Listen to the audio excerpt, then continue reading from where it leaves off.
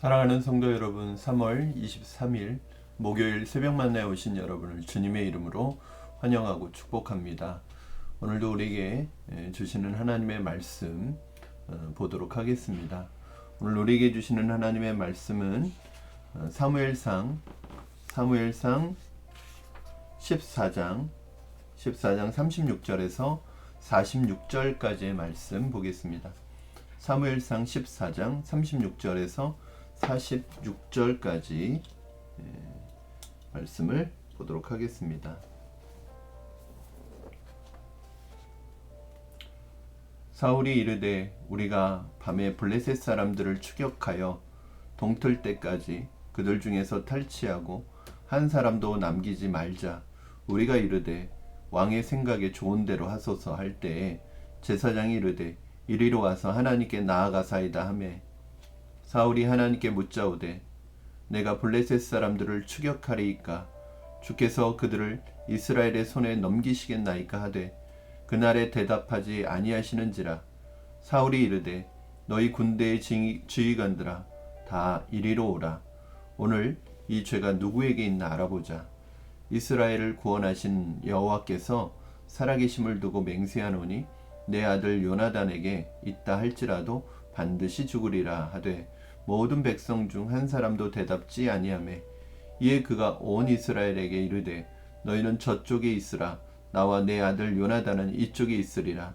백성이 사울에게 말하되 왕의 생각에 좋은 대로 하소서 하니라.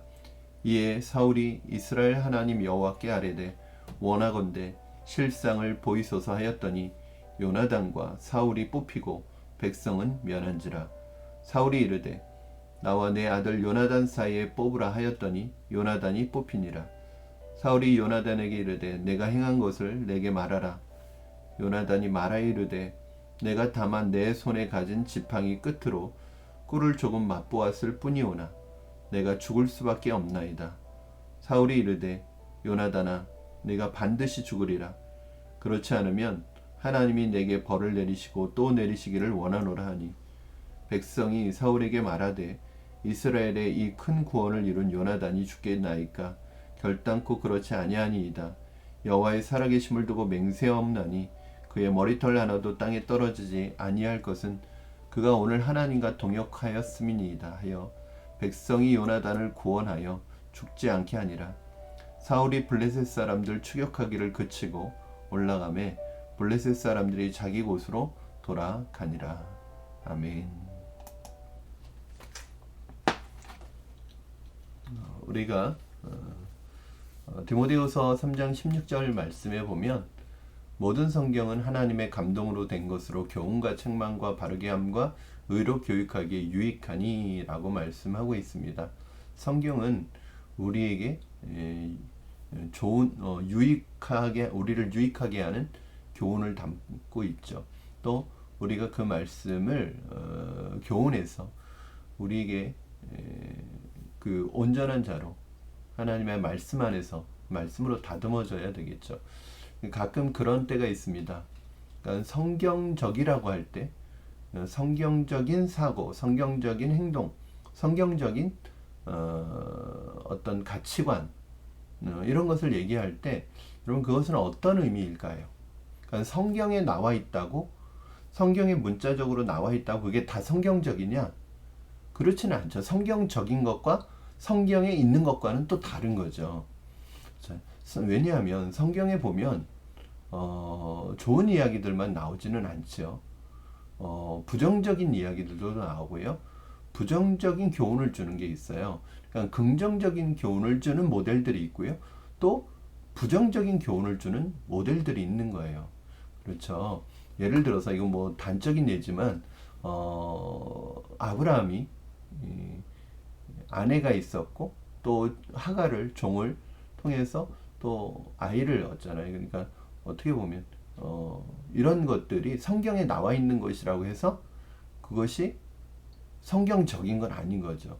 그러니까 믿음의 사람들이 성경에 나오는 다윗이라든지 어떤 아브라함이라든지 이삭이라든지 야곱이라든지 이런 사람들이 하는 행동이나 말이 단지 성경에 있다고 해서 그것이 다 성경적인 건 아니죠. 그렇죠? 성경이 있는 것과 성경적인 건 다른 거죠. 우리가 성경을 통해서 긍정적인 교훈을 배울 수도 있지만 때로는 부정적인 사건을 통해서 교훈을 받을 수 있는 거예요. 예를 들어서 성경 인물이 피해야 되는, 해서는 안 되는 일을 했다면 그것은 성경적인 게 아닌 거죠. 그렇다면 그것은 우리가 그렇게 하지 말아야 되는 거죠. 어떻게 보면 그것을 잘못을 통해 그 모습을 통해서 부정적인 사건을 통해서 우리는 그렇게 하지 말아야 된다는 교훈을 얻어야 되겠죠. 오늘 본문에서 특별히 사울의 모습을 통해서 지도자로서 또한 한 사람의 신앙인으로서는 우리가 피해야 할 것들이 무엇인지 여러분 함께 살펴보기를 원합니다. 먼저는 경솔하고 성급한 판단을 피해야 합니다. 오늘 본문 속에 사울을 보면서 연상되는 사람이 한 사람이 있습니다. 누구냐면 바로 사사기에 나왔던 입다죠. 입다는 자신이 사실은 사람들에게 인정을 못 받던 사람이었죠. 쫓겨났던 사람이었죠. 그러나 나라가 위기에 처해 있자 그 나라의 지도자로 서면서 사실은 인정을 못 받고 사람들에게 인정을 못 받던 사람이 어떤 기회가 될 때 그 인정을 받는 기회로 삼으려고 하는 그런 경향이 있죠. 그래서 입다는 자신의 위치를 굳히기 위해서 성급하게 경솔하게 서원을 하는 바람에 자신의 무남동료 외딸을 죽여야 되는 그런 상황이 되었던 것처럼 오늘 본문에 나오는 사울 역시 자신의 왕으로서의 자리를 견고하게 하고 사람들의 지지와 인기를 얻기 위해서 성급하고 경솔한 맹세를 함으로 요나단까지 죽이려고 하는 모습을 보여주고 있습니다. 사울이 삶 속에서 이러한 경솔하고 성급한 판단을 하는 것이 종종 나타나는데 그 안으로 들어가면 저는 그 안에 바로 사람들로부터 내가 왕으로서의 자리와 위치가 나에게 어울리는 자리라는 것을 자꾸 보여주려고 하고 사람들의 인정과 지지를 받기 위해서 노력하다 보면 이런 자꾸 성급한 경솔한 행동과 판단을 하게 된다는 사실입니다.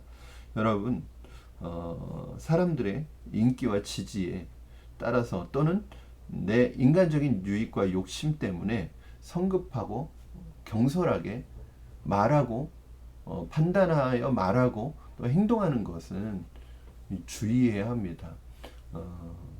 신중해야 합니다. 하나님 앞에 진지하게 살펴봐야 하죠. 근데 사울은 그렇게 성급한 경향이 있어요. 두 번째는 첫 번째는 경솔하고 성급한 판단을 피하라는 거죠.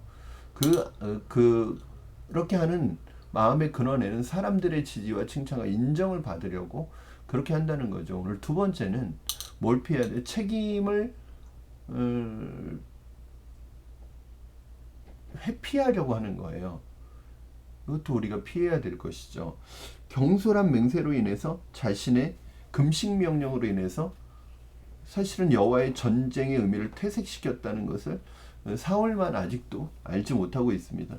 블레셋은 계속 쫓을 것인지 아닌지를 하나님께 묻는 이 과정에서 이제 백성들은 다 동의를 했지만 제사장은 하나님께 묻자고 합니다. 그런데 하나님께 묻는 과정에서 하나님의 응답이 없자 또다시 경솔한 맹세를 하게 되는데 죄를 범한 자로 인해서 응답이 없다고 생각하고 죄를 지은 자신의 아들 요나단을 죽이기로 또 결단을 합니다. 맹세합니다.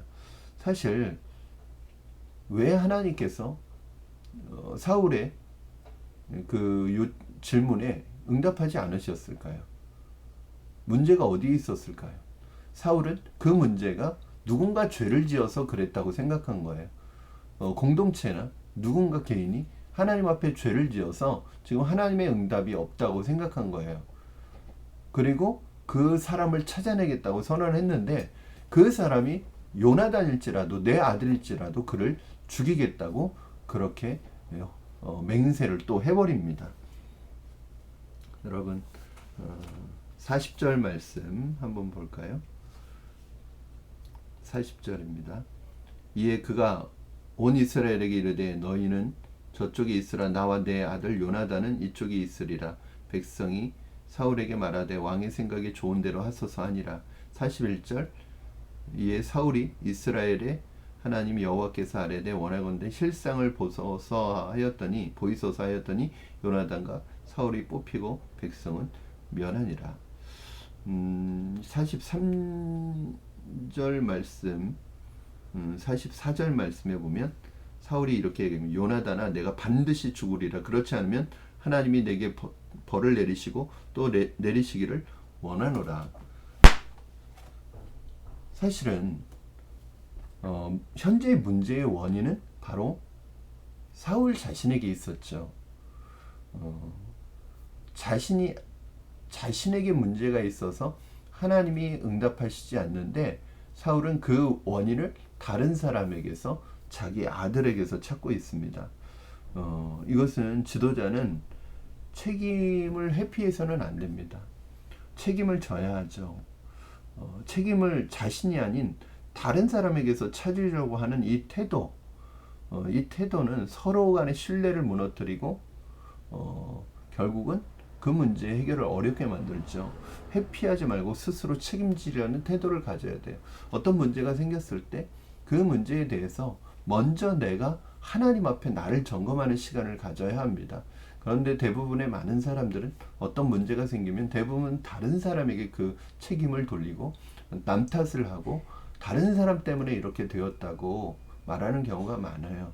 그러나 사실은 이 문제가 혹시 나 때문은 아닌지 내가 하나님 앞에 경솔하게 판단하고 행동하고 하나님의 뜻이 아니라 내 뜻대로 내 유익과 욕망을 위해서 하나님을 이용한 것은 아닌지 자기 자신을 돌아봐야 하는데 사울에게는 그런 모습이 없었습니다. 오히려 다른 사람에게 이걸 뒤집어 씌워서 다른 사람에게 책임을 씌워서 그 사람을 죽이려고 하는데 그 사람이 아들 요나단인 거예요. 백성들이 이건 말도 안 된다. 백성들이 오히려 왕보다도 더 현명하다는 생각이 들어요. 백성들이 뭐라고 해요? 45절입니다. 백성이 사울에게 말하되 이스라엘의 이 큰 구원을 이룬 요나단이 죽겠나이까 결단코 그렇지 아니하니이다. 여호와의 살아계심을 두고 맹세하옵나니 그의 머리털 하나도 땅에 떨어지지 아니할 것은 그가 오늘 하나님과 동역하였음이니이다 하니 백성이 요나단을 구원하여 죽지 않게 하니라. 백성들의 표현 중요합니다, 여러분. 제가 어제도 그제도 이 표현을 썼는데 요나단은요 하나님과 동역한 사람이에요.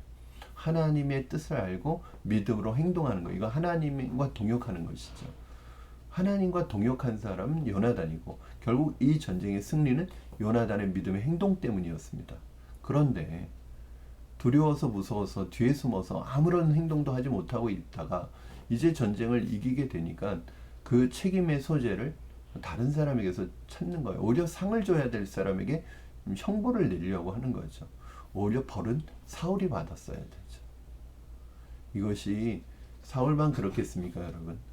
사람들은 자신의 실수와 죄는 인정하지 않고 오히려 다른 사람을 탓하고 다른 사람이 잘한 것은 덮어버리고 그 사람의 허물을 찾으려고 하는 거예요.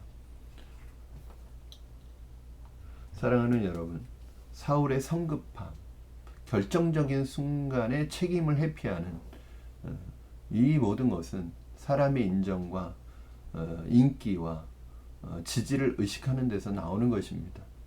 사울 자신이 이스라엘 왕으로서 인정받고 싶은 마음은 이것저것 하게 하는 것으로 채우려고 하는데 오히려 그러한 그의 성급한 행동이 더 자신이 왕으로서의 자격이 없음을 보여주는 행동이죠.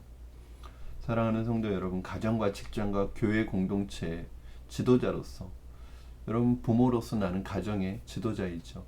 또 교회 안에서 작은 소그룹의 지도자일 수 있고 저는 또 교회의 지도자이기도 합니다. 우리가 하나님이 세워주신 그 자리에서 책임감을 가지고 지혜롭고 신중하게 하나님의 뜻을 묻고 사람들의 인정과 칭찬에 사로잡히지 않고 하나님을 의식하고 섬길 수 있는 우리가 되기를 주님의 이름으로 축원합니다.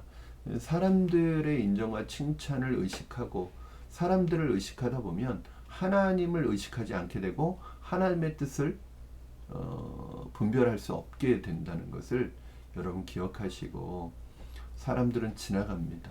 사람들의 인정 그거 그때 받으면 좋겠지만 그것이 무슨 의미가 있습니까? 그러나 하나님의 인정은 하늘나라에 기록되는 인정입니다. 하나님 마음에 기록되는 인정입니다.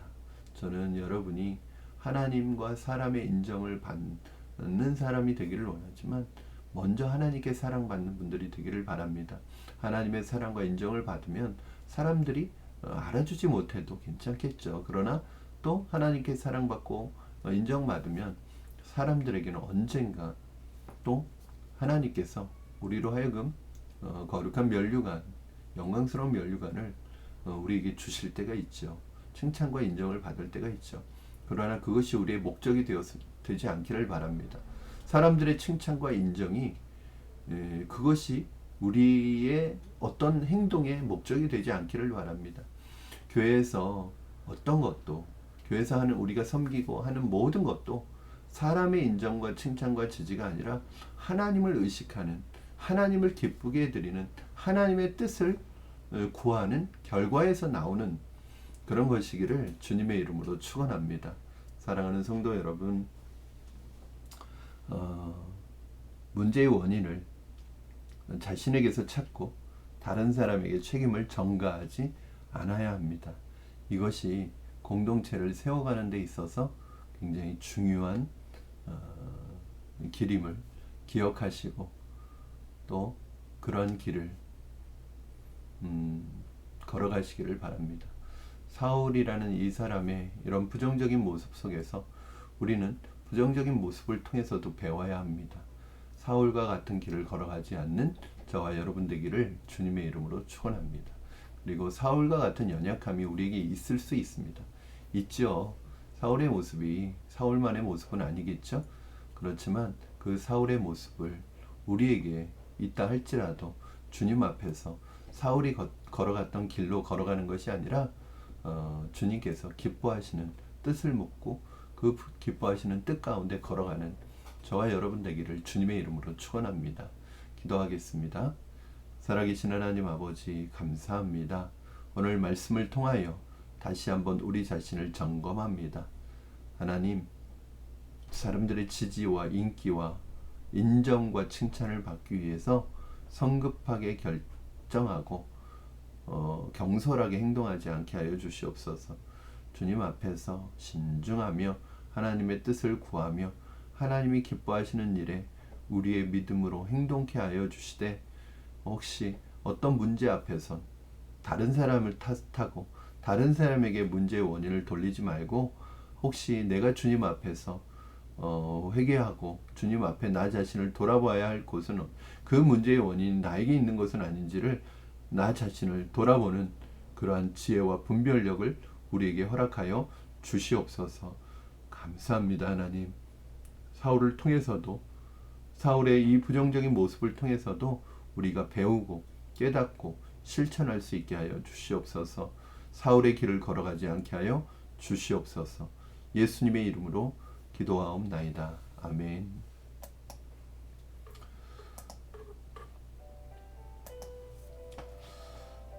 사랑하는 여러분, 오늘 하루도 주님 안에서 승리하는 여러분 되시기를 바랍니다.